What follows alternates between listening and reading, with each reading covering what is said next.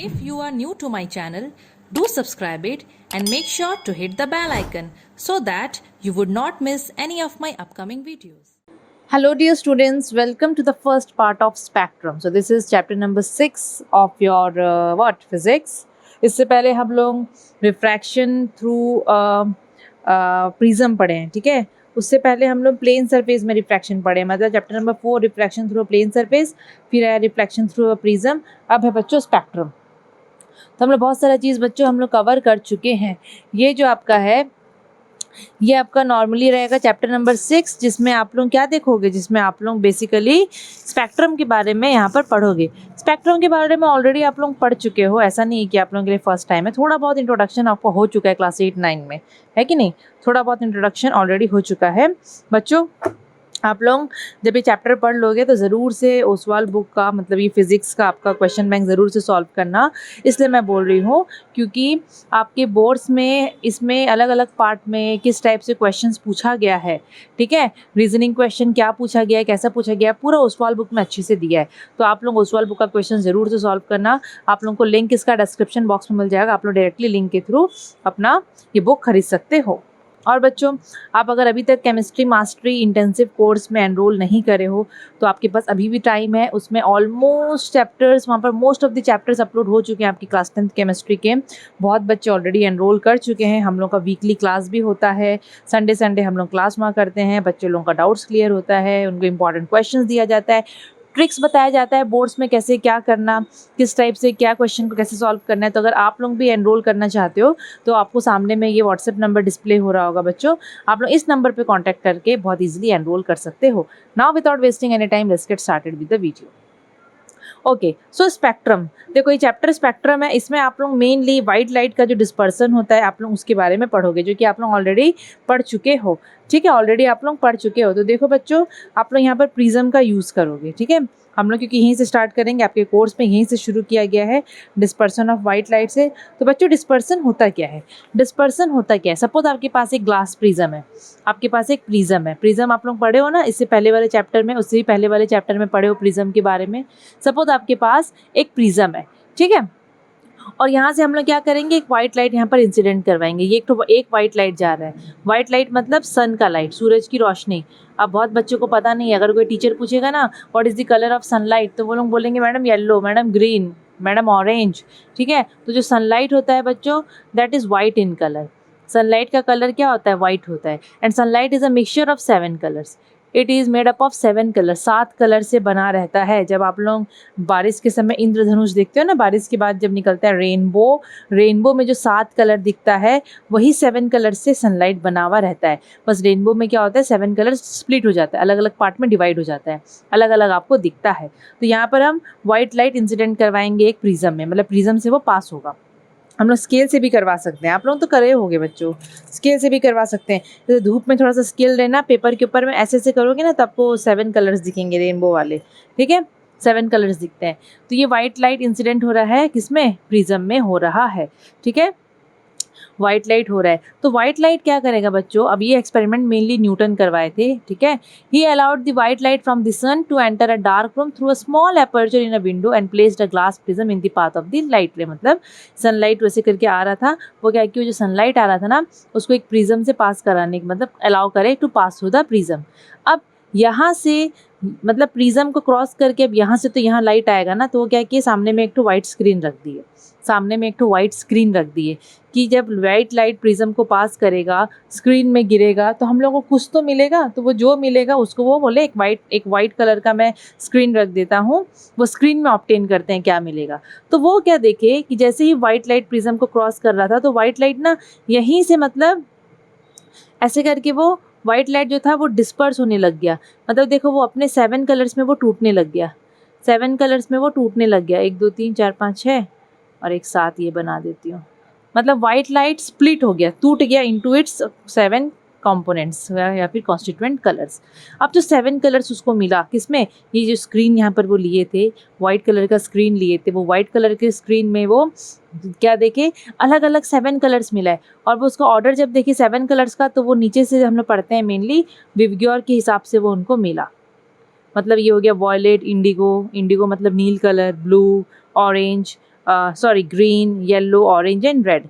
तो उनको ये 7 कलर्स मिले, हमने यहाँ पर एरो दे देते हैं, उनको 7 कलर्स मिले ऑन द स्क्रीन। तो ये जो प्रोसेस हो रहा है, जिस प्रोसेस में वाइट लाइट स्प्लिट हो रहा है, कब? जब हम उसको प्रिज्म से पास किए, जब वाइट लाइट प्रिज्म से पास हुआ तो वो स्प्लिट हुआ into its constituent colour. This process is called dispersion and this band of 7 colours obtained on the screen. ये स्क्रीन में हम लोगों को जो बैंड ऑफ 7 कलर्स मिला है, इसको बोलते हैं स्पेक्ट्रम, इसको हम लोग बोलते हैं स्पेक्ट्रम। ये पूरा फिनोमिनन को बोलेंगे हम लोग डिस्पर्सन। क्या बोलेंगे? डिस्पर्सन। तो बच्चों आप लोग देखोगे ये जो डिस्पर्सन जो हो रहा है, स्प्लिटिंग ऑफ लाइट जो हो रहा है, वो प्रिज्म का पहला सरफेस में ही हुआ है ना? प्रिज्म का पहला सरफेस में बच्चों डिस्पर्सन होता है, यहीं से डिस्पर्सन होगा, यहीं पर डिस्पर्सन होगा, ठीक है। तो जो डिस्पर्सन होता है वो प्रिज्म के फर्स्ट सरफेस में होता है, फर्स्ट सरफेस में डिस्पर्जन होता है। लेकिन आप लोग देखोगे डेविएशन ऑफ लाइट, या डेविएशन कहाँ से हो रहा है? यही लाइट तो एंटर किया, यहीं से अपना रास्ता चेंज कर लिया, वो यहीं से अपना रास्ता चेंज कर लिया, डेविएशन हो रहा है। डेविएशन दोनों जगह में होता है, मतलब वो यहाँ एंटर किया तो भी डेविएट होगा, जब यहाँ से बाहर निकलेगा तो भी लाइट डेविएट होगा। तो डेविएशन दोनों सरफेस में होता है, लेकिन डिस्पर्सन सिर्फ पहला सरफेस ऑफ द प्रिज्म में होता है। और अगर मैं डेविएशन का बात करूँ तो डेविएशन बोथ सरफेस में, ये इंपॉर्टेंट क्वेश्चन है, ठीक है। प्रिज्म यहाँ पर कलर नहीं निकाल रहा है बच्चों। आप लोग सोचोगे प्रिज्म की वजह से यहाँ पर कलर है, प्रिज्म कलर प्रोड्यूस कर रहा है, नहीं। प्रिज्म क्या कर रहा है? व्हाइट लाइट को तोड़ रहा है उसके 7 कलर्स में, ठीक है। सनलाइट का कलर होता है व्हाइट, उसको हम लोग पॉलीक्रोमैटिक बोलते हैं। Sunlight is polychromatic in nature, white light is polychromatic in nature.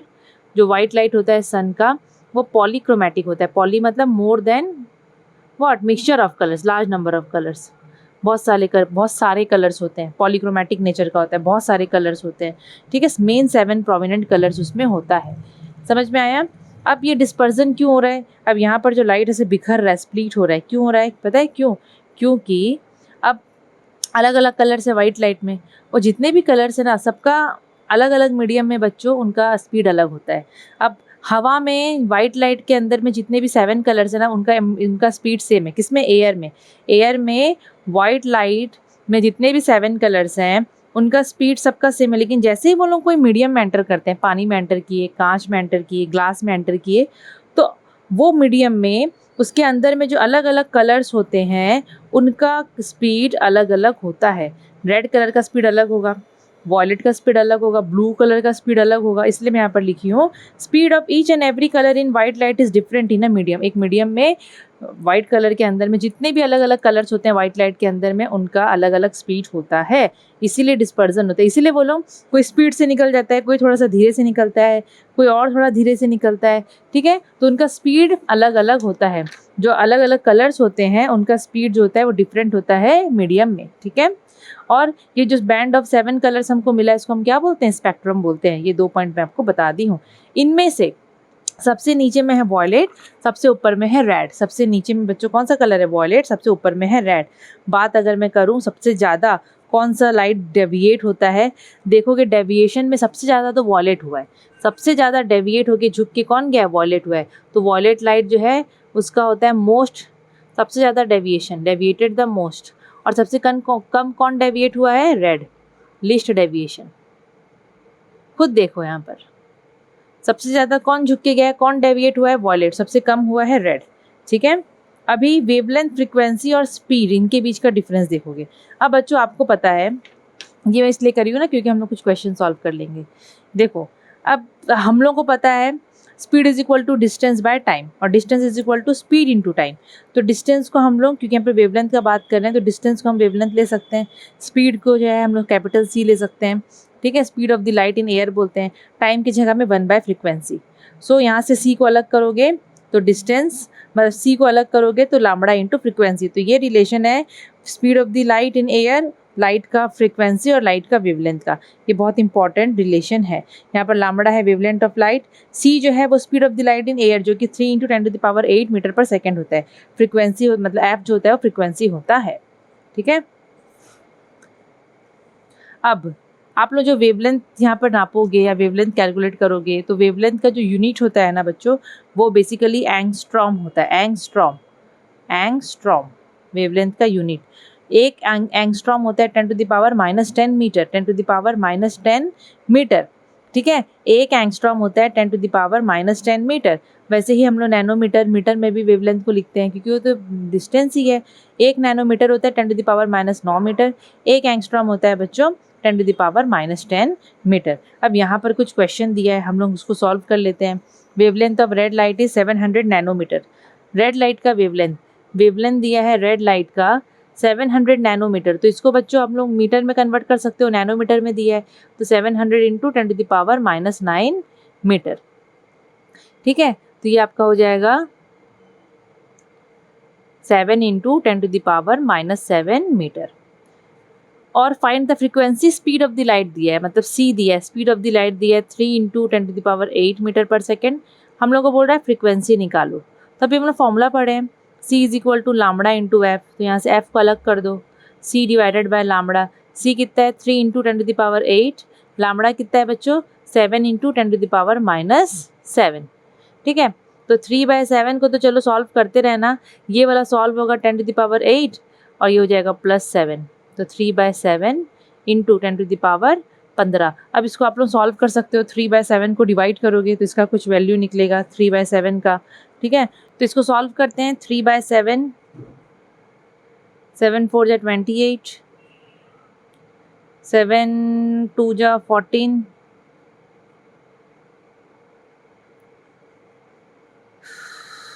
7 8 जा 56, मतलब कुछ इस टाइप से आ रहा है 0.428। तो इसको आप लोग 0.43 भी कर सकते हो कि नहीं कर सकते हो? कर सकते हो। ये आपका हो जाएगा 0.43 है ना, 0.43 इंटू 10⁻,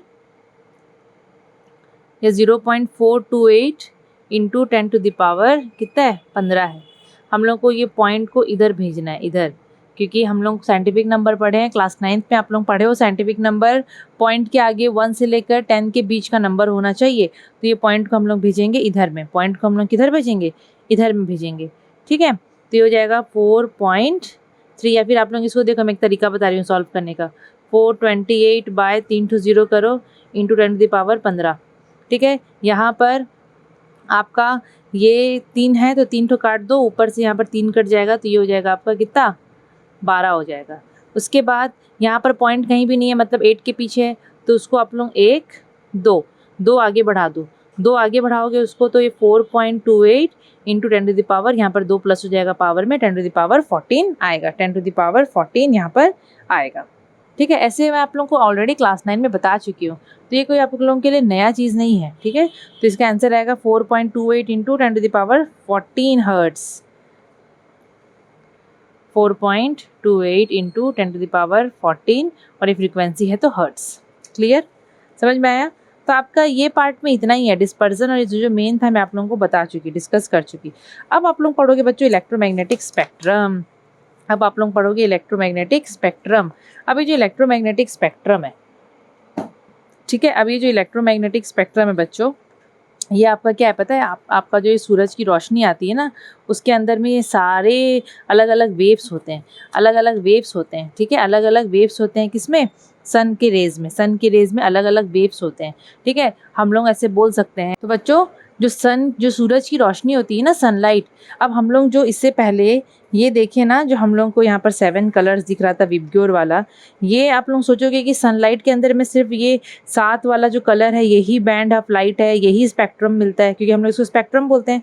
ये हम लोग को दिखता है बोल के ये विजिबल स्पेक्ट्रम कहलाता है, ये विजिबल स्पेक्ट्रम कहलाता है, क्योंकि वाइट लाइट टूटता है तो हमको ये 7 कलर्स मिलते हैं, तो इसको हम बोलते हैं विजिबल स्पेक्ट्रम। अब आप लोग ये मत समझना कि बस इतना ही है सनलाइट के अंदर में, नहीं, इसके ऊपर और इसके नीचे भी कुछ और भी आप लोगों को पार्ट ऑफ द स्पेक्ट्रम मिलेंगे, लेकिन वो हमको दिखते नहीं हैं। ठीक है, मतलब ये जो विजिबल स्पेक्ट्रम है, विजिबल स्पेक्ट्रम के और बियॉन्ड, मतलब इधर और ऊपर और नीचे दोनों तरफ हम लोगों को एक और भी स्पेक्ट्रम मिलता है देखने को। यहाँ और भी स्पेक्ट्रम होंगे, लेकिन वो हम लोग के आईज में विजिबल नहीं होते हैं, वो इनविजिबल स्पेक्ट्रम होता है। उसमें अलग अलग आपको वेव्स देखने को मिलेंगे, अलग अलग रेज देखने को मिलेंगे। उसमें जो रेज और वेव्स हम लोग को देखने को मिलते हैं, आप लोग सुने होंगे अल्ट्रावायलेट, इंफ्रारेड, तो ये सब होते हैं सनलाइट के अंदर ही होते हैं, बट हम लोग को खाली आँख से दिखते नहीं हैं। ठीक है, तो यहाँ पर वही चीज़ बोल रहा है कि हम लोगों को, अगर मैं पूरा सनलाइट के अंदर में जितने भी अलग अलग रेज होते हैं, अलग अलग लाइट्स होता है, अलग अलग रेडिएशन वेव्स रेज जो भी होते हैं, अगर मैं पूरा का बात करूँगी तो पूरा को टोटल मिला के हम बोलते हैं इलेक्ट्रोमैग्नेटिक स्पेक्ट्रम। वो जो स्पेक्ट्रम हम ऑब्टेन करेंगे उसको बोलेंगे इलेक्ट्रोमैग्नेटिक स्पेक्ट्रम, और वो पूरे सनलाइट के अंदर में जितने भी वेव्स होंगे उनको हम बोलेंगे इलेक्ट्रोमैग्नेटिक वेव्स। ठीक है, इलेक्ट्रोमैग्नेटिक वेव्स, इलेक्ट्रोमैग्नेटिक वेव्स, ये पूरा इलेक्ट्रोमैग्नेटिक वेव्स के अंदर आता है। हम लोग सिर्फ विजिबल रे वाला पढ़ रहे थे जो कि विबग्योर पढ़ रहे थे, लेकिन देखो वो विबग्योर के ऊपर और विबग्योर के नीचे भी अलग अलग रेज आते हैं, अलग अलग रेज आते हैं। ये भी अलग स्पेक्ट्रम, मतलब इसमें भी ये भी स्पेक्ट्रम में आता है, ये भी स्पेक्ट्रम में आता है। जो विजिबल रेज वाला स्पेक्ट्रम होता है वो विजिबल स्पेक्ट्रम कहलाता है क्योंकि वो हमको दिखता है, लेकिन विजिबल रे के ऊपर वाला और विजिबल रे के नीचे वाला ये हमको दिखता नहीं है, तो इसका स्पेक्ट्रम को हम इनविजिबल स्पेक्ट्रम बोलेंगे। अब ये जितने भी इलेक्ट्रोमैग्नेटिक वेव्स हैं इनको ना हम लोग यहाँ पर इंक्रीजिंग ऑर्डर ऑफ वेवलेंथ के हिसाब से यहाँ पर अरेंज करें, मतलब छोटा से बड़ा इनका वेवलेंथ के हिसाब से हम अरेंज करे हैं। इसमें टोटल आप लोग देखोगे तो 7 यहाँ पर अलग अलग वेव्स प्रेजेंट है, अलग अलग इलेक्ट्रोमैग्नेटिक वेव्स प्रेजेंट है। हम लोग यहाँ पर उनको मिला के पढ़ रहे हैं, हम लोग उसका स्पेक्ट्रम पढ़ रहे हैं with their what wavelength, increasing order of wavelength. सबसे पहला आता है बच्चों गामा रेज। तो जो गामा रेज भी होता है सन के अंदर में, सूरज की जो रोशनी आती है ना उसमें गामा रे होता है, उसमें एक्स रे भी होता है, अल्ट्रावायलेट भी रहता है, विजिबल तो चलो रहता है, इंफ्रारेड रेडिएशन भी होता है, माइक्रोवेव्स एंड रेडियो वेव्स, तो चलो कितना कुछ होता है कि नहीं। तो गामा रेज जो होता है बच्चों, सबसे पहला आपका ये जो गामा रेज आ गया, आप लोग इसको पूरा सीरियल वाइज ऑर्डर फैशन में याद करना, एकदम ऑर्डरली फैशन में याद करना, 1 2 3 नंबर पे क्या है क्या नहीं है, उल्टा सीधा याद मत करना। ठीक है, समझ में आया। सबसे पहले बच्चों है गामा रेज। गामा रेज, तो गामा रेज का जो यहाँ पर आप लोग उसका जो वेवलेंथ देखोगे वो देखोगे less than 0.1 angstrom, less than 0.1 angstrom. ठीक है, छोटा होता है इसका वेवलेंथ, 0.1 एंगस्ट्रॉम से भी छोटा होता है।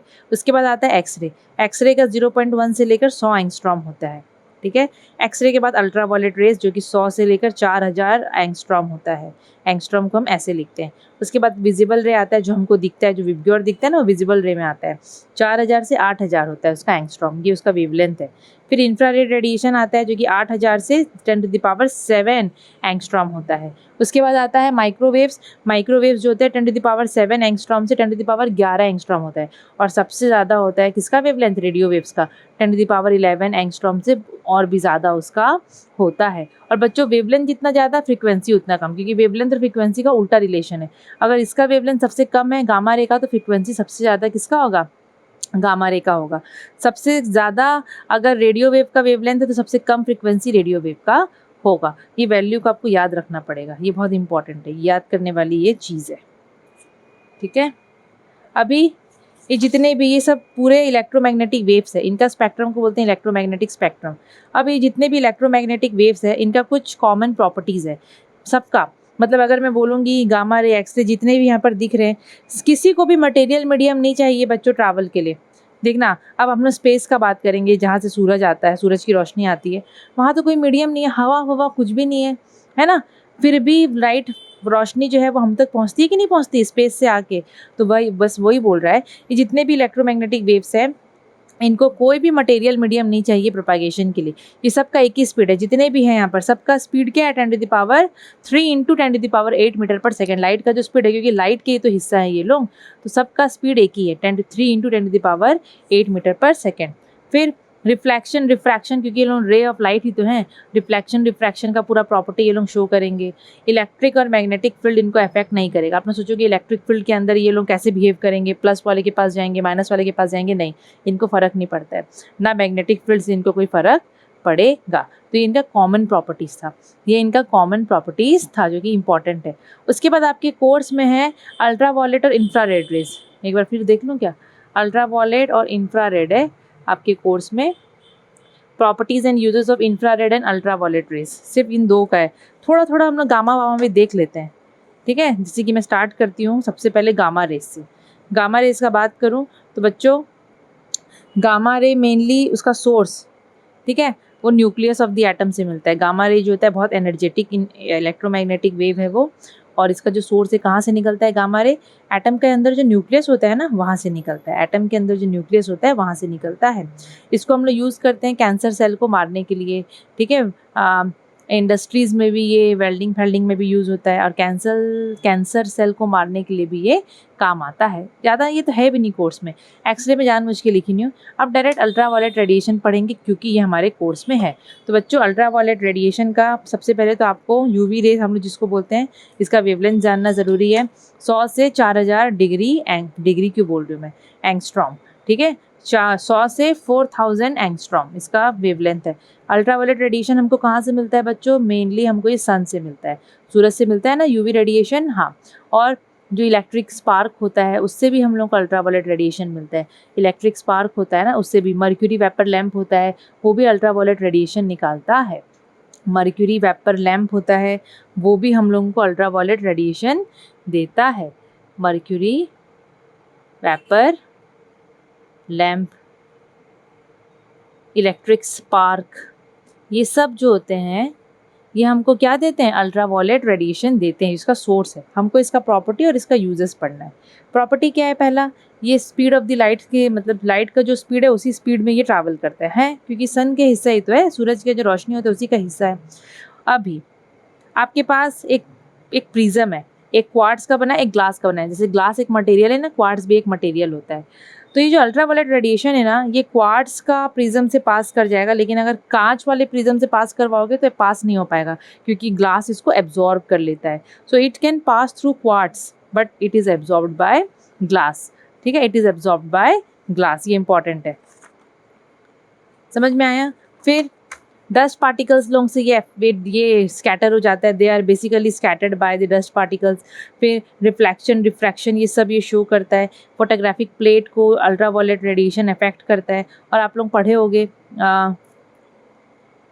ओजन के बारे में, तो पता होगा आपको ना, ओजन वाला बताने का दरकार नहीं है, छोड़ो, ठीक है। अब इसका हार्मफुल इफेक्ट और यूजेस, यहाँ तो मैं यूजेस लिखी हूँ। हार्मफुल इफेक्ट आपको पता है कि ये स्किन कैंसर करता है। अगर हम लोग बहुत ज़्यादा देर तक, गर्मी में देखना हम लोग सनस्क्रीन क्यों लगाते हैं? अपने स्किन को बचाने के लिए। अगर ज़्यादा टाइम तक अल्ट्रावायलेट रेडिएशन हमारे स्किन के ऊपर पड़ेगा, हमारे स्किन में कुछ समय के बाद स्किन कैंसर हो जाएगा, तो प्रॉब्लम होगा, ठीक है। अगर लॉन्ग पीरियड तक हम हमारे स्किन को अल्ट्रावायलेट रेडिएशन को एक्सपोज करेंगे तो। अब इसको हम लोग किस चीज़ के लिए यूज़ करते हैं बच्चों? स्टेरिलाइजिंग के लिए। देखना, बहुत सारा चीज़ को स्टेरिलाइज करने के लिए, जर्म्स मारने के लिए हम लोग अल्ट्रावायलेट रेडिएशन यूज़ करते हैं। आपको जेम्स का, एग का, घी का प्योरिटी जानना है तो अल्ट्रावायलेट रेडिएशन यूज़ होता है। In producing vitamin D in the foods of plants and animals, उसमें भी यूज़ होता है, ठीक है। तो आप लोगों का मेन इंपॉर्टेंट ये था जो मैं आपको ग्लास और क्वार्ट्ज बताई ना, क्वार्ट्ज वाले से ये पास हो जाएगा, लेकिन कांच से ये पास नहीं होता क्योंकि ग्लास इसको एब्जॉर्ब कर लेता है, ठीक है। अब इंफ्रारेड वेव्स, इंफ्रारेड वेव्स जो होता है बच्चों, इसका वेवलेंथ जो होता है वो 8000 एंगस्ट्रॉम से लेकर 10⁻7 एंगस्ट्रॉम, ठीक है। इसका सोर्स हाँ, इसका सोर्स क्या है बच्चों? देखो, इसका सोर्स आपको मेनली मिलेगा रेड हॉट बॉडीज़, जो गरम जो बहुत गरम लोहा है, ठीक है, बहुत आग निकल रहा है, तो उससे जो होता है इंफ्रारेड रेडिएशन मिलता है। और सन तो है ही बच्चों, सन से तो हम लोग को इंफ्रारेड रेडिएशन मिलेगा ही मिलेगा, है ना। इसका डिटेक्शन कैसे करते हैं? इसका डिटेक्शन करने के लिए हम लोग बेसिकली एक black and bulb thermometer use करते हैं। मतलब थर्मोमीटर का बल्ब को ब्लैक कलर का कर देते हैं। मतलब ये ना, इसका टेम्परेचर हाई रहता है। मतलब अगर इंफ्रारेड रेडिएशन गिर रहा है ना, तो टेम्परेचर बहुत ज़्यादा हाई हो जाएगा, तो मतलब आपको अंदर का कुछ पढ़ना नहीं है, बस इतना याद रखना। इसका डिटेक्शन करने के लिए हम लोग black and bulb thermometer use कर रहे हैं। मतलब थर्मोमीटर जिसका बल्ब को हम ब्लैक एंड कर दिए हैं, पूरा काला कर दिए हैं, ठीक है। उसका थर्मोमीटर का बल्ब को हम पूरा काला कर दिए। अगर उसमें इंफ्रारेड रेडिएशन पड़ेगा तो उसका टेम्परेचर बहुत जल्दी बढ़ेगा, बहुत हाई हो जाएगा उसका टेम्परेचर, ठीक है। बहुत स्ट्रॉन्ग हीटिंग इफेक्ट देता है। दूसरा थर्मोपाइल का मैं यहाँ पर डायग्राम फोटो शो कर दे रही हूँ, आपके साथ शेयर कर रही हूँ। देखो, थर्मोपाइल भी इंफ्रारेड रेडिएशन को डिटेक्ट करने में मदद करता है, इसीलिए बोल रहे हैं डिटेक्शन उसका थर्मोपाइल से हो सकता है। फिर रॉक सॉल्ट प्रिज्म के लिए बोल रहे हैं कि अगर हम लोगों को इंफ्रारेड रेडिएशन को रॉक सॉल्ट प्रिज्म से पास करवाएंगे तो रॉक सॉल्ट प्रिज्म से ये पास हो जाएगा, लेकिन ग्लास का प्रिज्म यूज़ करेंगे तो ग्लास का प्रिज्म इसको एब्जॉर्ब कर लेगा। तो अगर आपको इसका स्पेक्ट्रम चाहिए तो हम लोग कौन सा प्रिज्म यूज़ करेंगे? रॉक सॉल्ट प्रिज्म को यूज़ करके हम इसका स्पेक्ट्रम ऑब्टेन कर सकते हैं, क्योंकि रॉक सॉल्ट प्रिज्म से ये पास हो जाता है। लेकिन अगर ग्लास का प्रिज्म यूज़ करोगे तो नहीं स्पेक्ट्रम ऑब्टेन होगा, क्योंकि ग्लास उसको एब्जॉर्ब कर लेगा, ठीक है। फिर इसकी प्रॉपर्टी अगेन, ये स्ट्रेट लाइन में ट्रैवल करता है लाइट के जैसे ही, और इसका स्पीड जो होता है लाइट का स्पीड से समान होता है। फिर दूसरा, ये आप नया आ गया, ये जो ऑर्डिनरी फोटोग्राफिक फिल्म होता है, जो प्लेट होता है, ये उसको अफेक्ट नहीं करता है। ये कहाँ गया भाई, हाँ, they are scattered less by the atmosphere. Atmosphere इसको ज़्यादा स्कैटर नहीं कर पाता, क्यों? क्योंकि इसका वेवलेंथ लॉन्ग है। याद रखना, कोई भी लाइट का जिसका वेवलेंथ बहुत ज़्यादा हाई होगा, जिसका वेवलेंथ हाई होगा, लाइट उसको ज़्यादा स्कैटर नहीं करवा पाएगा, ठीक है। तो they are scattered less by the atmosphere because of their long wavelength. इसीलिए ये लोग जो है वो इवन फॉग में भी ये लोग चले जाते हैं, अंदर अंदर ये जो रेडिएशन है ना वो फॉग को भी क्रॉस करके चला जाता है, क्योंकि वो उसको स्कैटर नहीं कर पाता। स्कैटर हो जाएगा तो बीच में ही वो कहीं घूम जाएगा, ठीक है। इसका यूज़ क्या है, इसको हम लोग नाइट में फोटोग्राफी के लिए यूज़ करते हैं। Mist, also in the mist and fog. They are use as signals during war के समय सिग्नल के तौर पे हम लोग इसको यूज़ करते हैं। फिर they are used in remote control of what, TV का जो रिमोट कंट्रोल होता है ना, उसमें भी इंफ्रारेड रेडिएशन को यूज़ किया जाता है, उसमें भी इंफ्रारेड रेडिएशन को यूज़ किया जाता है, ठीक है। तो आप लोगों का ये पढ़ लिए इंफ्रारेड और अल्ट्रावायलेट के बारे में। तो आपका पार्ट 1 बच्चों यहीं ख़त्म करें, पार्ट 1 यहीं ख़त्म कर देते हैं, फिर वीडियो बड़ा हो जाता है तो फिर दिक्कत होता है। पार्ट 1 यहीं ख़त्म हो गया।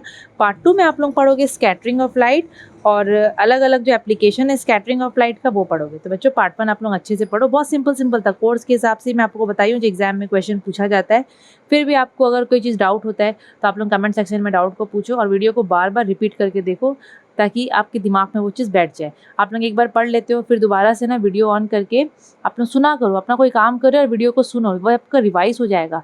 फिर आप लोग जब एग्जाम में भी कोई चीज़ आपको पूछा गया है तो आप लोगों को याद आ जाएगा कि हाँ मैडम एक चीज़ का ये बताई थी। क्योंकि मैं भी जब पढ़ती हूँ ना अपना कोई दूसरा चीज़, तो मैं भी ऐसे ही करती हूँ। मैं जिसका वीडियो देख के लाइक कोई भी चीज़ का अगर प्रिपेयर कर रही हूँ तो मैं पढ़ने के बाद उसका वीडियो को ऑन करके सुनते रहती हूँ, ताकि वो मेरा रिविज़न होता रहता है। तो बहुत फ़ायदा का चीज़ है ये, आप लोग भी ये चीज़ ट्राई करना, ठीक है। और बच्चों केमिस्ट्री मास्टरी इंटेंसिव कोर्स में आप लोग ज़रूर से एनरोल करो, अभी भी टाइम है। सारे chapters, almost all the chapters वहाँ पर अपलोडेड है। जितना हो सके ट्राई करो कि आपका मार्क्स अच्छा आए बोर्ड्स में, ठीक है। उसके लिए आपको हर तरीके से प्रैक्टिस करना पड़ेगा, हर तरीके से हार्ड वर्क करना पड़ेगा। वीडियो अच्छा लगा तो लाइक शेयर सब्सक्राइब ज़रूर से करना। Thank you.